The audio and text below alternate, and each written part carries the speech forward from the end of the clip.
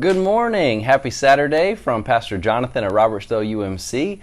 Thank you for joining me on my back porch for today's daily Devo as we continue through Proverbs, 31 chapters of Proverbs on this 31-day journey.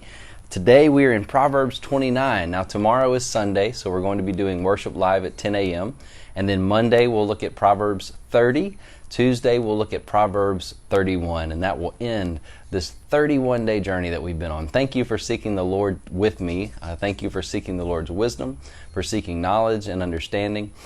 Today I have a question for you. This is going to be kind of a quiz, and if you've already read Proverbs 29 today, you may know the answer to this, but I want to test your knowledge, or at least test your guessing ability. One thing I love is stability. Do you love stability? I love stability. I crave stability. I seek stability. I try to do things to create stability. What in the Bible, or specifically Proverbs 29, can you guess what you think would produce stability? What do you think Proverbs 29 would tell us results in stability? We're going to get there in about 4 verses. So Proverbs 29, I'm not going to read the whole thing. Well, I may. We'll see where we go. Verse 1, Proverbs 29, whoever remains stiff-necked after many rebukes will suddenly be destroyed, without remedy. When the righteous thrive, the people rejoice. When the wicked rule, the people groan. A man who loves wisdom brings joy to his father, but a companion of prostitutes squanders his wealth. By justice, a king gives a country stability. By justice, a king gives a country stability. But those who are greedy for bribes tear it down. This verse really stood out to me.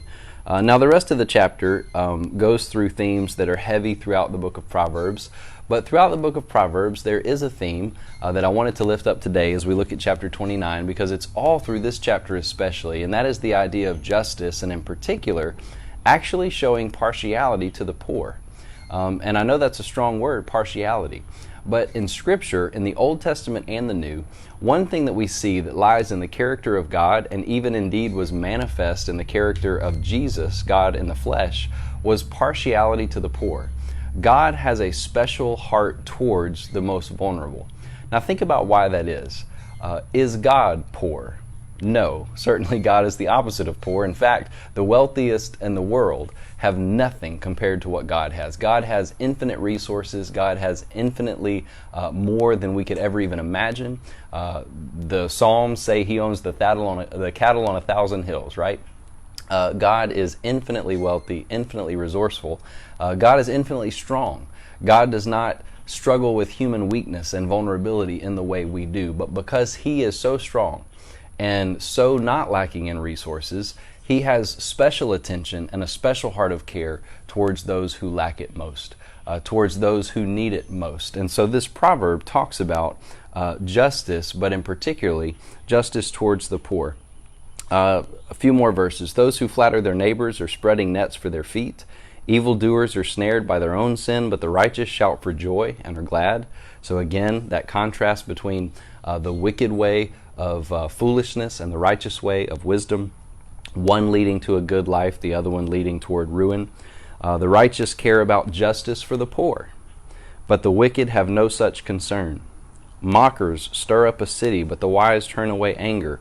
If a wise person goes to court with a fool, the fool rages and scoffs, and there is no peace. The fool rages and scoffs, The bloodthirsty hate a person of integrity and seek to kill the upright. Fools give full vent to their rage, but the wise bring calm in the end. If a ruler listens to lies, all his officials become wicked. The poor and the oppressor have this in common: the Lord gives sight to the eyes of them both. So the Lord gives sight to those who are rich and those who are poor. So part of this is an equalizing understanding that when our eyes are fixed on the Lord and we realize He's the source of blessing, He's the source of everything we have, there's equality there. If a king judges the poor with fairness, his throne will be established forever. So on it goes. And then down in verse 26, toward the end, I like this verse too, because this kind of relates to what we're talking about so far. Many seek an audience with a ruler. Why? Because a ruler is powerful, right? If you're seeking justice, you go to a ruler. If you're seeking provision, you go to a ruler. If you're seeking to settle a dispute, you might go to a ruler if you're seeking help. but it's from the Lord that one gets justice. So many people seek an audience with a ruler, a human figure of power and authority, but it's from the Lord that one truly gets justice. So this just stuck out to me today. As I was reading this chapter, the themes were very strong, very prominent. And I was asking, Lord, what do you want me to do with this? And I think it's easy to see, first of all, Solomon was a king. We have to remember who wrote this book, and we have to remember the original intent. It was to pass along wisdom to his sons. But he also knew that his sons were political figures because they were princes, right? They were the children of a king. In fact, they were the children of the most influential and wise king of his day. All the other rulers of the earth would come to Solomon and seek his wisdom. He was incredibly wealthy. He was incredibly thought well of. But in the end, he was also the writer of Ecclesiastes, and he wrote the words, "All is vanity." Everything under the sun is vanity. There's nothing new under the sun. He realized that all of his earthly wealth, all of his worldly power and influence was nothing in the sight of the Lord. So it just kind of puts into perspective. And politically speaking, he's saying you want to be a good ruler, you want to seek stability for your nation, your government, your people, both at the national and local levels. Justice is actually the answer.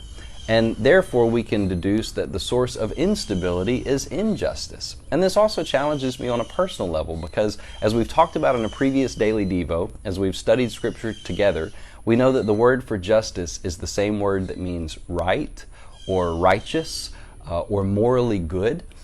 That's the word for just. It's all the same word. And so what justice means is rightness, righteousness, treating people rightly, treating people the way that they should be treated, treating people fairly, seeking right for everyone involved. That's justice. It's not just making sure somebody gets what they deserve for a crime. It's a bigger picture than that. That's why God's kingdom is a kingdom of justice, because God takes everything wrong with us and the world and He puts it all right. And if we are citizens of that kingdom, we are trying to live that kind of lifestyle now. So we are looking for ways that we can treat people rightly, that we can see them through God's eyes, that we don't put people in the same boxes or categories that the world and culture tries to. Therefore, we can treat them one way or another because we have the excuse of them belonging to a certain category. No, we look at people as created in the image of God and say, how then should I treat you?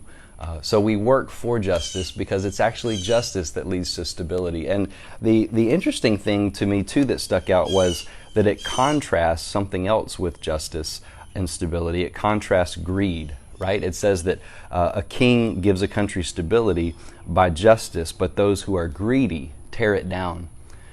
And it made me scratch my head as I was reading this devotionally and praying through it and seeking a word from the Lord. And so I just asked the Lord honestly the question, is greed the source of a lot of injustice?